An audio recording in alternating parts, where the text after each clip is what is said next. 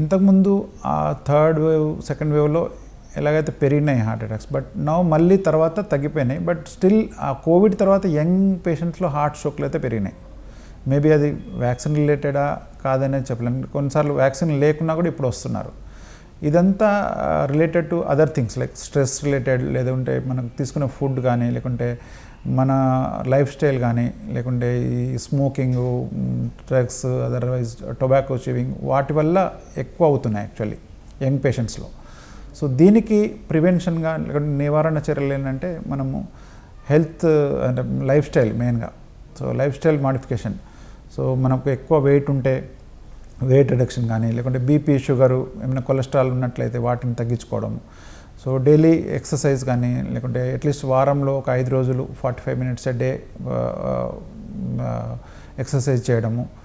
లేదంటే ఏదైనా risk factors ఉన్నట్టయితే వాటిని రెగ్యులర్గా మానిటర్ చేసుకోవడం. బీపీ, షుగర్ ఉన్నట్టయితే డాక్టర్ దగ్గరికి వెళ్ళి చెకప్ చేసుకొని రెగ్యులర్ బేసిస్లో వాటిని కంట్రోల్లో ఉంచుకోవడం.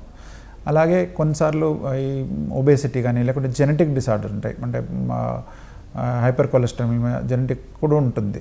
మనం ఏం తినట్లేదు, తాగట్లేదు, నాన్ వెజ్ తినం, అయినా కూడా కొలెస్ట్రాల్ ఎక్కువ ఉందని చెప్తుంటారు కొంతమంది పేషెంట్స్ మా దగ్గరికి వచ్చి. అలాగే తిన్నుంటాం కానీ కొలెస్ట్రాల్ ఎక్కువ ఉంటుంది. సో మనం చూసేది బాడీ కొలెస్ట్రాల్ కాదు, బ్లడ్లో ఉన్న కొలెస్ట్రాల్. సో ఆ బ్లడ్లో ఉన్న కొలెస్ట్రాల్ చెక్ చేసుకున్నప్పుడే మనకు తెలుస్తుంది.